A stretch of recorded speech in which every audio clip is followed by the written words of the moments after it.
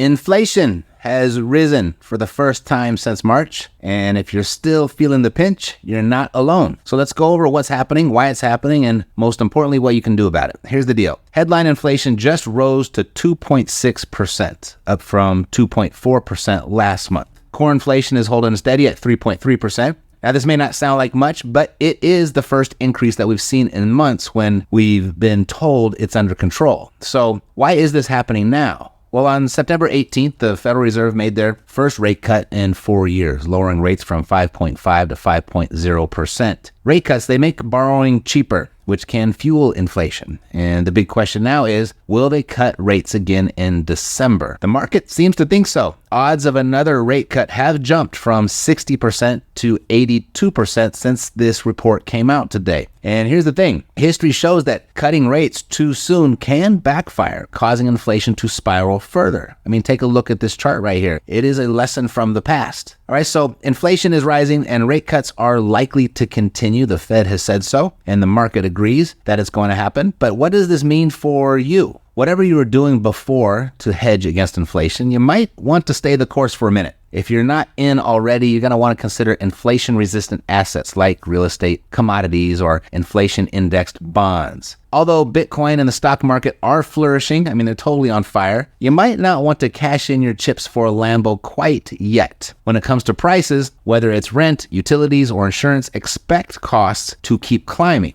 And here's the part that most people don't talk about, is inflation doesn't explode overnight. I mean, there is a lag. In today's report, it could be just the beginning. We're likely to see inflation ramp up into late 2025 with the full impact hitting us by 2026. And one thing's for sure, prices are not coming down. The Fed has already said they're more worried about deflation than letting inflation run hot. So don't expect relief anytime soon. But there is a wild card. A Trump presidency. His pro-business policies could cause inflation to run hotter and faster. Or, if you look at the layman's definition of inflation, too much money chasing too few goods. What if his plans for deregulation or his threats of tariffs cause countries to chill and play nice? Could we see more goods in the system in 2025 to keep up with the more money in the system? Could there be a scenario there where we continue to cut rates without seeing inflation? Let me know your thoughts in the comments. What do you think? Are we on the path to runaway inflation, or do you think the Fed and the president have it under control? Appreciate you being here. If you appreciate the updates, like, subscribe, share, do all that fun stuff. And thanks for watching. I'll see you next time. Take care.